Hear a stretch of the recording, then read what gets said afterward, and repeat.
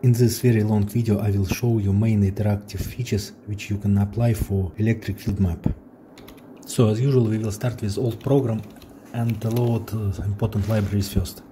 So first of all we need to load matplotlib widgets and take sliders, check button and radio button from there. Then we will modify our calculation function to make it slightly faster.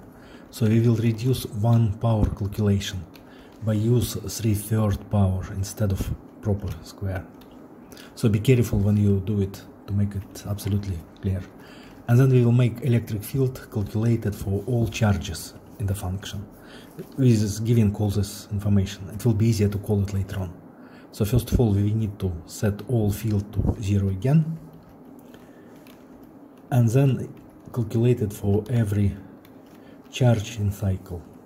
And also E should be called with this funny double dot to make sure that you use variable path to this function.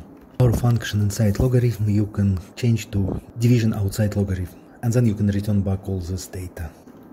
So now we will reduce the main a little bit to make only 10 steps and 5 charges to calculate it faster. And then we'll create variable P to keep all information about the picture, to pass it easier to the function. And then we'll create variable D with description of the domain again for the convenience of coding. So in this D we will keep X and Y coordinates, then we will keep all our field variables in this variable, so dx, dy and v. Also we will keep E field there as well and all our charges as well. This will be much more convenient. So now we will call to calculate electric field and send this flatten dictionary. Now we will make initial plot. So we will create function, and it's much easier to use old code to do not make any errors. So we will make function lplot, define the variables to short writing. Then we need to clear previous picture. So now we will plot every single charge with function scatter. So we will use coordinates and make a color according to the charge. For positive we will use red and for negative blue. We will use np where or numpy where to do the separation. And then we'll create position information. So position information is information about every charge in the system. So we will need to take number and text from every charge and put annotate to our plot. So we will put charge number, then value with only one digit after point, and then we will use coordinates as the coordinates of this charge. Also we will shift slightly annotate from this position to make it clear from the charge point. So just use 0.02 inches from every coordinates, and then use color black and font 12. Then we will plot field. So again we will copy old code. So we've got electric field intensity, and we will make variables VE, which will show which field we will plot, intensity or potential energy. So again we will just in control we will change our X, Y and E to new variable D, and levels we will take level from the variable P, we will keep them outside.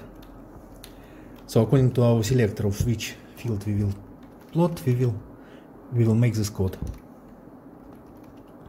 Level V.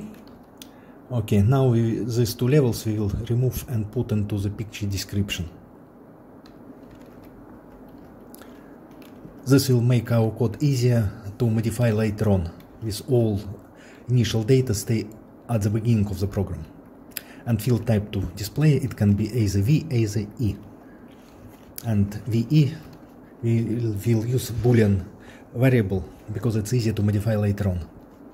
And also we will define color bar and say none for the beginning because we will define it later on. So we need to refresh color bar, and it's easier to remove it completely. So that's why it's known at the beginning to do not remove it. And then we will plotted according to returned data. And now we will plot our lines with stream plot function. Again, just modify variables to d, and then let's make color shorter, and density of lines, again we will make it variable because we will modify it later on in our interactive window. And define line density later on, and now draw picture and return none. Okay, we need to define the line density. Let's start from 0.4 at the beginning. That's it. And now we need to define picture as well, where we keep all our plot and axis view as well. So subplots and fix size, because we do only one, 6 times 5 will be enough. Okay, and we need to fix position of the subplot in absolute coordinates. So we will use all coordinates in inches. So we will shift it 0.0 inches from left and 0.35 from the bottom. And then we need to fix x limit and y limit for plotting from -1 to 1. And now we will call function lplot to see what's the result. Okay, everything is fine, but we've got an error. And this error, of course, because I forget to put one brackets. Yeah, now our coordinates looks okay. Okay, now we will write our controls. Start from sliders for x, y, q, and line density. So we need to specify plot type, position, field, and type as well. And at the moment we will show everything. So I will say true for every kind of plot. And now we will mention it into our plot function. So we'll say we will plot every kind of graphics according to our plot active value.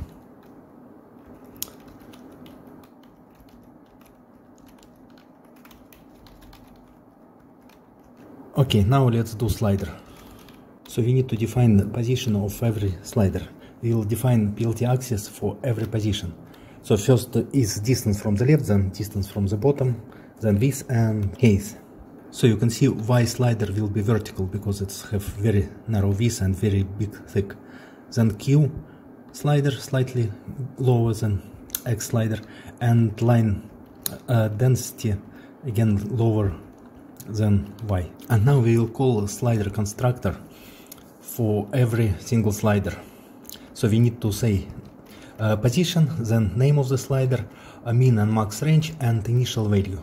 So we need to introduce Q active charge, which we will move on the screen.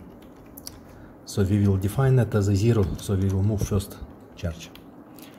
Okay, now Y, it will be Y slider.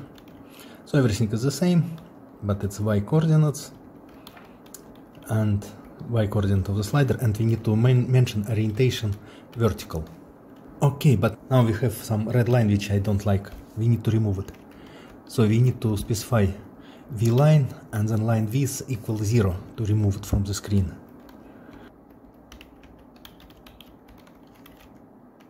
And the same for Y, but it will be H line now. Okay, now we have no H line, but slider are not working yet because we do not define the function.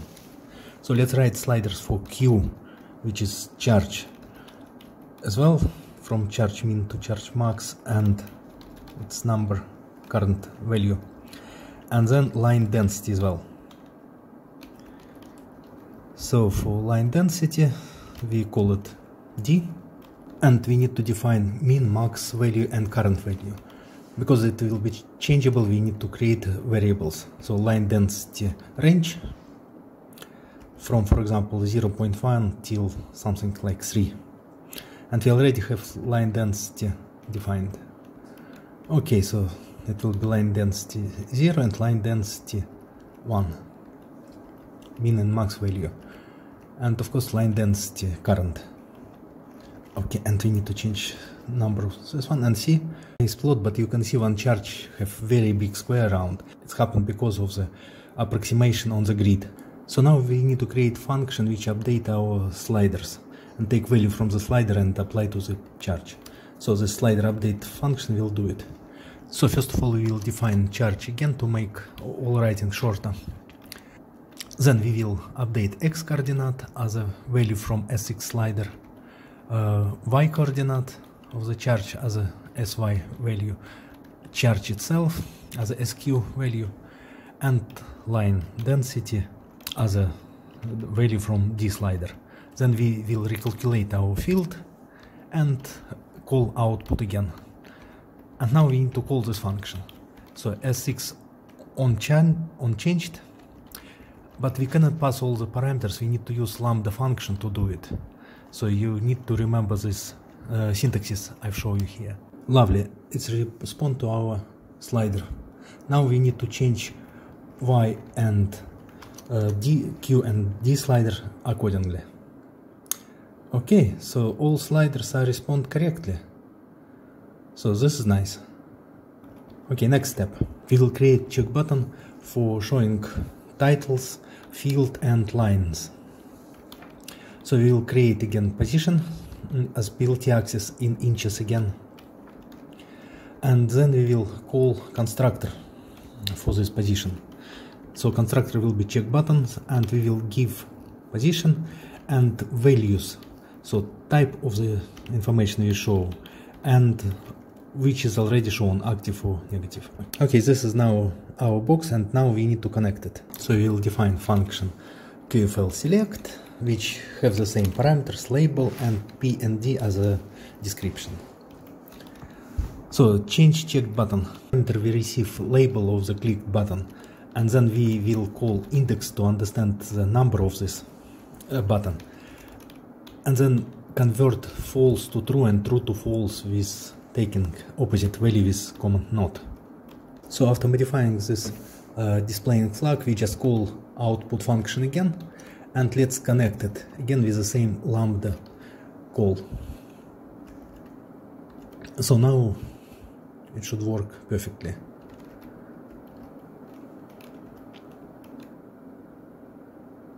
Okay, we can switch on position, field, lines, everything is working, and we can move sliders. It's perfect. So now we will do radio buttons. Radio button is a control switch which can take only one position. So we'll do it for E and V selection. Okay, again we define space with PLT axis where this radio button will be located. Then we will create this object with radio button constructor. So we will use this position, then field type E or V, and then we will define function which will do it. So this function will swap value of VE switch, which is easy to do for boolean value, and after switching we will do output, and then we will connect it. So on clicked we will call lambda function again and give as a parameter this EV select function and P and D values.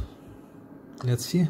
Okay, now we can switch between our field V and E and move all sliders and do everything. And now we should do radio button to select every charge for movement. So it looks everything the same. So we will create radio button, but now the size will be dependent on number of charges. And now radio button constructor will take this flexible space and range of our charges take from NQ, but we will add 1 to make it from 1 for convenience, and a current active charge. And on click we will give the same parameters with lambda call, and we need to define this function which will activate it on any changes. So Q active we will take from our new radio button, then we will define Q to make expression a little bit easier. So now we need to reset all values of our sliders for X coordinate, Y coordinate and charge. from our new active charge. Okay, everything works, but not very fine. You can see the error is built up. This has happened because when we redefine slider, it will take parameters automatically and send to the charge and move charges, which is not good. So we need to deactivate slider and after redefining activate it again without any movement. We can deactivate and reactivate slider with parameters events on, setting it to false or true. And let's see the results. So everything works fine. Now we can move every single charge, change what information we would like to display. And now let's do a little bit better resolution. Yes, now everything looks more neat and accurate. Yes, everything works perfectly. And you can see it in real time. So the demonstration how to make interactive scientific plot is finished. Please subscribe to our channel and wait for new interesting video how to do some scientific data analysis with Python.